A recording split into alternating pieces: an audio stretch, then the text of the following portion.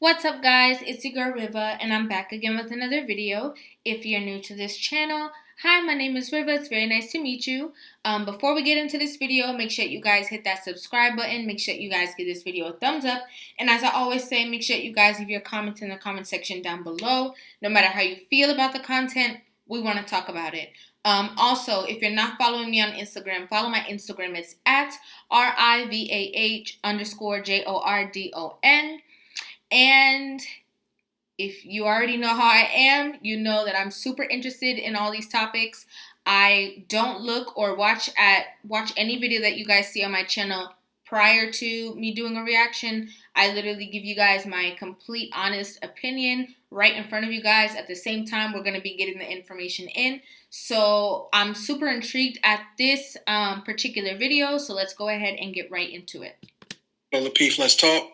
If you wanted to market to black men, you had to market to the black community and kind of catch black men in a shotgun billboard approach. Well, the internet has democratized the airwaves so much to where now you got a burgeoning new jazz happening to where the men, being a man is kind of cool right now. It's everywhere. What do we do with it though? And one of the main things we're doing with it is more men are starting to stand up and saying, all right, look, what happened before, my daddy, the failures of the past, such and so forth, can we have a middle ground and meet somewhere? And that's why I'm glad these kind of platforms exist. That's why I still come around and lend my support to things like this, because these are important conversations. But I'm only willing to have the conversation in one direction. Hey, y'all, I'm bring up Kevin to the show. What's going on, everybody? Kev? What's going on? How you doing? Hi. How's everybody doing tonight? Good. Good. How are you? Good. So I caught a little bit of the broadcast, but I'm always fascinated on this whole image thing. Earlier this week, I taught on what was it? It was Birth of a Mindset, the Power of Image. And I went all the way back to D.W. Griffith's Birth of a Nation and linked it in with the current image of black people, black men in particular. There could be a case made before mass media, 1915, where people still wrote letters, telegraph. Something like major motion picture cinema, silent film, had a massive impact upon the psyche. Prior to 1915, the Ku Klux Klan had been dead since 1871, post-construction. But Birth of a Nation was responsible for single-handedly reviving the Klan and in the progressive movement, swelling the rank of the Ku Klux Klan to over 6 million people. But we're in 2021. The image of black people is in the control of black people far more than D.W. Griffith or anybody like that. And far too many black people forego the ultimate responsibility of individual contribution to the overall ethnic image. And I'll give you an example. There's a movie called The Hollywood Shuffle. And in the 80s, Robert Townsend made fun of black folks with all the blaxploitation films, this and that. And they said, well, you know, that's the only roles they'll give us. And ultimately, the premise was we don't have to take the roles. There's always work at the post office. Other groups get this. One of the most famous groups that got this in this country was Chinese people. They stopped doing roles of coolies, dishwashers, and all that other stuff and started making their own films in their mainland. And it was almost impossible to project those images of Asian people today. If black people refuse to walk around carrying these images individually, it is going to be damn near impossible for the greater society to perpetuate a narrative. Right. But that ends up putting the responsibility back on each of us individually to our collective group ethnic image. So I keep hearing this conversation that we don't control it. It's the people who greenlight it. It's the people who do this. It's the people who do that. And what comes first? The people greenlighting projects to make money? Because they'll greenlight whatever makes them money. But if there was no money to be made off of these cartoonish, buffoonish images of black people, they'd stop doing it. Which comes first? Us doing it and them profiting off of us doing it and consuming it, or them green lighting it and us just mindlessly falling into it? That seems to be the ultimate argument.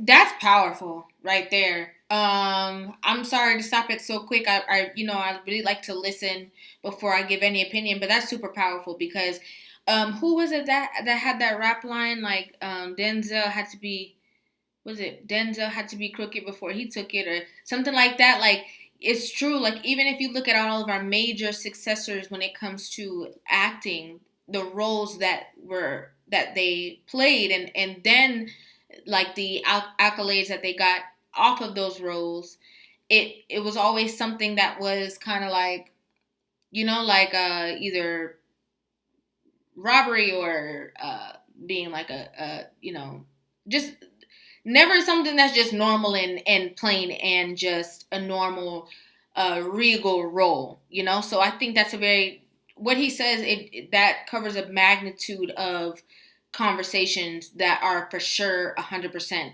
accurate. I got a question for you because a long time ago, way back in the early 90s when the Boys in the Hoods came out and the Minister Societies and stuff like that came out, my family, my father, and, a lot of the people just refused to let us watch it. Like they refused to take us to the show. They refused to support it, the whole 9 yards. Even today, there seems to be no level of responsibility or accountability when it comes to people not supporting or not continuing to go to the show, even when it comes to these slave movies or, a lot of these older films. I think one of the films that I still see celebrated today is The Color Purple. And people champion it as though it's something that we should watch like it's a part of our history or something. What do you think about like generation after generation, people continuing to celebrate within the Black community and hold up these images and these movies and all of this type of stuff as something that we should champion or celebrate? Or if you haven't watched it, then you're not Black or something like that. What do you think about that? Personally, I can't stand The Color Purple. And if you're doing your research on The Color Purple, back in the 80s when it first came out, I was a teenager at the time. There was hot controversy in the Black community. Black men standing up around the country saying, this is going to have a deleterious, damaging effect on Black people for generations to come.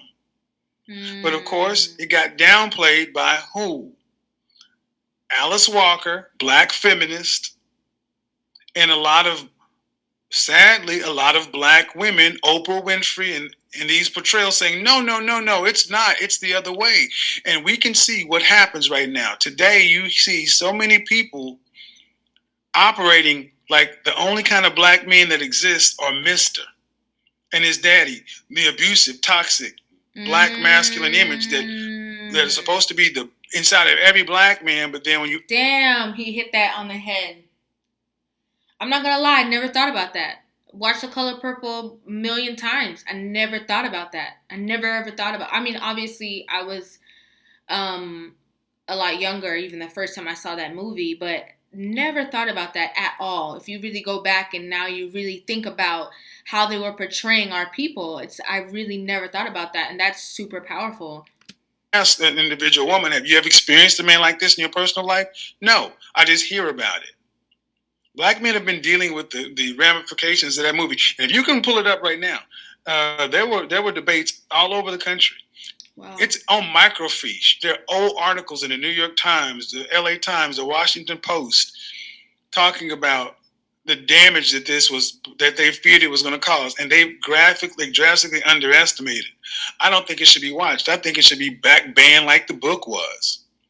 The problem is we as a culture, well, not even we as a culture, let's be honest, Black women is of art. They mythologize this stuff.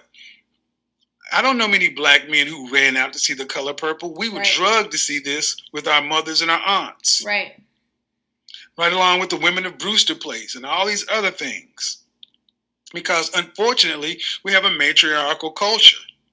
to where black men have been convinced if you don't support these things, you're not black. Well, how about this? If you want to support something black, support a lot of stuff that Spike Lee was doing. He couldn't even get Malcolm X funded. You know, we are responsible for the images we put out, and as black men, I would say more than anything else, you cannot continue to get mad at the dominant society for their portrayals of us that we continue to openly participate in on a daily basis, especially when we sit around and talk in such an educated way of knowing that it's about making money. Well, then who's more the fool? Mm-hmm. We're fools for following. Kevin, I have a question. Go ahead. So your show that you did about Birth of a Nation with W.D. Griffin, you specifically said that the idea and the characteristics that they had as far as with the black people, it was just what he heard. But during that time with black folks and with the Reconstruction area, you know, we were in politics and we were owning businesses and things like that during that time. But however, Birth of a Nation characterized us as buffoons. Mm-hmm. And because of that, and it came out in the media, then that's what the world saw us as. Mm-hmm. So do you see that now with, you know, the Love and Hip Hops and shows like that still shows us as buffooneries and cooneries? It's however, worse. It's worse. Yeah. It's worse. Do you think that's systematic? That you think that's done to keep us in this era of black folks being buffooneries and we're not?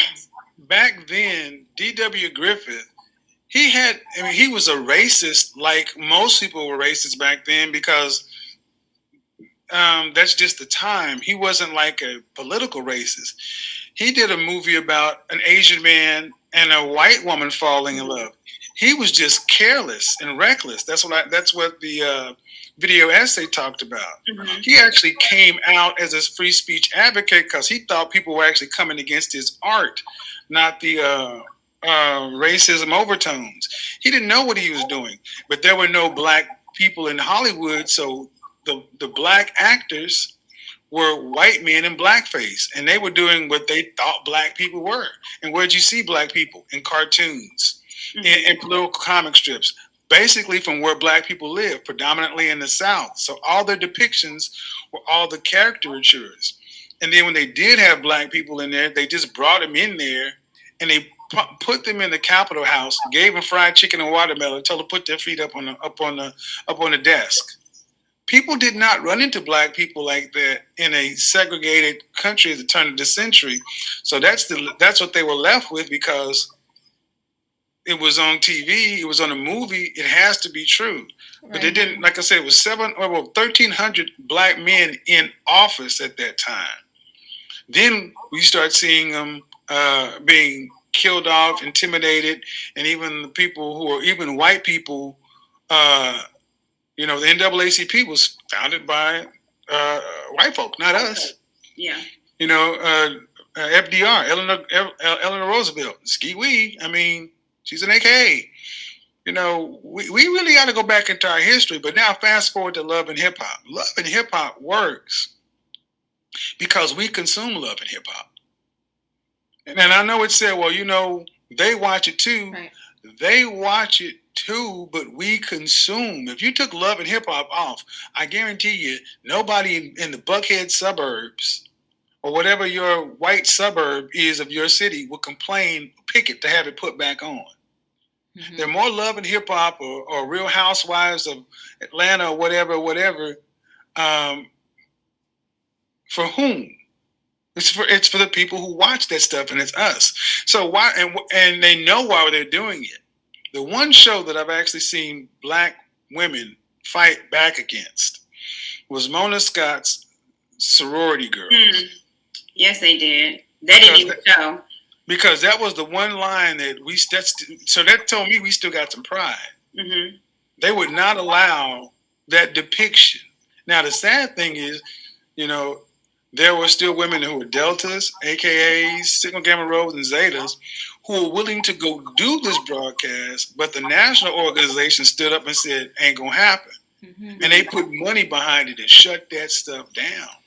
Really quick, I just want you guys to go ahead and leave a comment in the comment section down below if how you feel about these conversations, especially when in regards to like movies like Women of Brewster Street, The Color Purple. Like, I really want to know how you view that movie after this conversation. And normally I do, you guys already know, I will stop the video a million times and give my commentary. But to be honest, Kevin is just dropping a whole bunch of gems that I feel like we need to hear. So I don't really have so far much to even comment on because he's just saying everything. You know, this is him. When I hear him talk like this, I feel like this is him being like his teaching self, you know, and literally just teaching people certain things and how to look at certain things, because I honestly don't even think about those movies. But now that he's brought it up to me, I look back and I'm like, damn, like I remember when, you know, now that I go back, I can think of so many different clips in the movies that were derogatory depictions of our people from, and the movie came out so long ago. So now thinking a bit with my mature mind, I'm like, wow, that's crazy. So I really, really, really want to know you guys' opinion on that in the comment section down below. What you guys think about those kind of movies. We don't benefit from these depictions. This is the bottom line. We don't benefit. So if somebody individually benefits from it, we can decide to say no. The question is, because it always comes back, well, somebody's going to do it for the money. Okay, then we need to employ our own people. Mm-hmm. We need to have our own media apparatus, and it's going to require more than talking. It's going to require us actually putting together black media for us, by us, that actually has the depictions that we are proud of. Mm-hmm. You can't expect a dominant society who benefits from your being at the bottom to actually decide to say, we've got enough of your money. We'll go ahead and we'll go ahead and, you know, take your 1.6 trillion spending power back to your community. No, they're going to keep using it.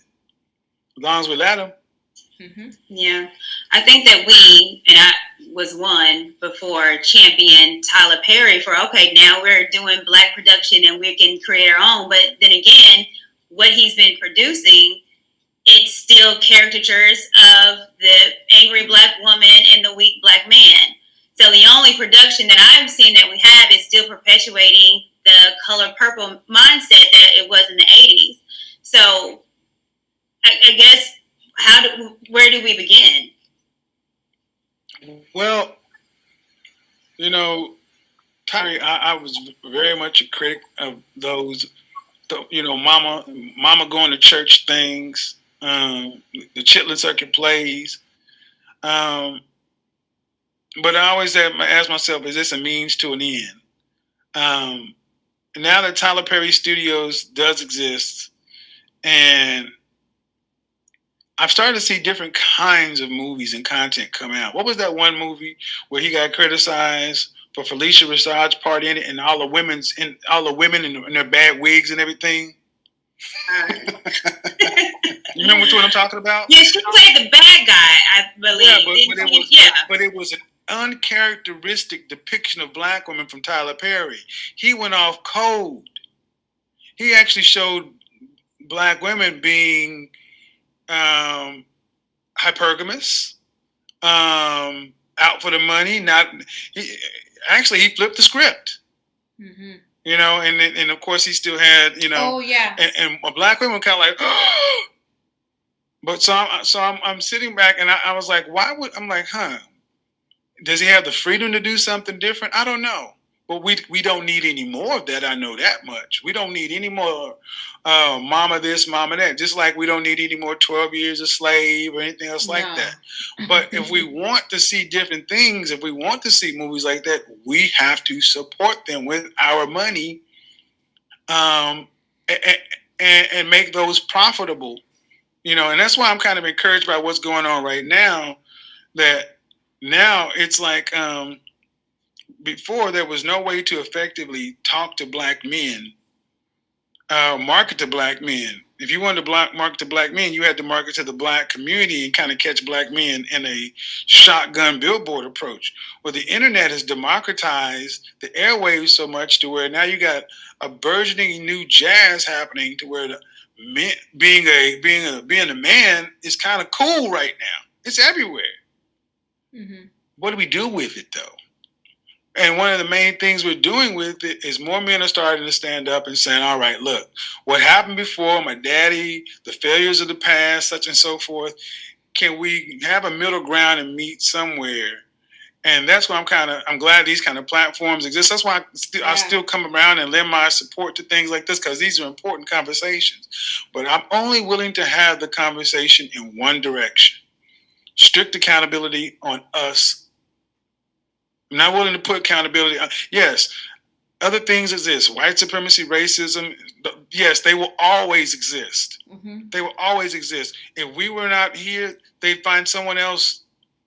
The question is not the problem with white supremacy and racism. The point is making yourself powerful enough to where it doesn't affect you.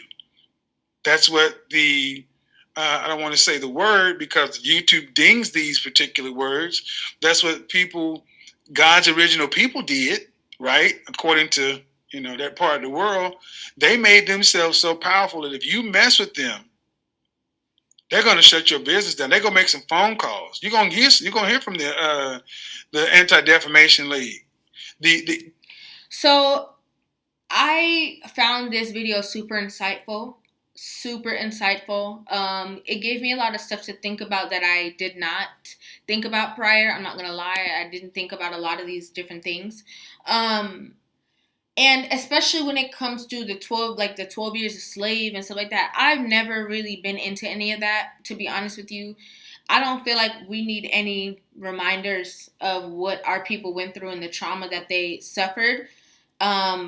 So I feel like every year there's like a new movie like that, and I've never understood like why, And if you even look at TV now, the only depiction of like a successful family, like where they're not, in poverty, not hood, not this, not that, was for sure the Cosby Show. That show is no longer on air. It won't be on air. There's no reruns of that show anymore. All of that is over and done with. So literally, it's like, what other depiction of like successful families? And I'm talking about the first, because I know there's like Family Matters and stuff like that. I'm talking about like the first, like the original like show that would like literally still come on TV right now was the Cosby Show, and it will not come on. So it's just like, I definitely agree with the depictions of our people being in a certain light. And yes, when you have like all these other shows now, they are showing our people in a different way. However, there's still that like Courtney said, that like angry attitude kind of issue, because they have to have like drama within each other and like that conflict and that cattiness and stuff like that. So, and that's what goes on TV, and that's what people will watch, because people probably would not want to watch just like, I don't know, uplifting shows where nobody's arguing, because of how much they're used to the contention, which in actuality it's just trauma, getting that fulfillment from trauma. So let me know what you guys think about this in the comment section down below. I'm super interested, so interested in what you guys are going to say about this one. This video was just super different. It definitely didn't go in the way that I thought it was going to go, but let me know what you guys think about this in the comment section down below. Again, make sure you guys hit that subscribe button. I post a video every single day. I'm not sure of the times that I post. They're literally sporadic. So just hit that notification bell, so as soon as I have a new video out, you guys will be the first ones notified. Make sure that you guys give this video a thumbs up. And if you're not following my Instagram, follow my Instagram. It's at RIVAH_JORDON.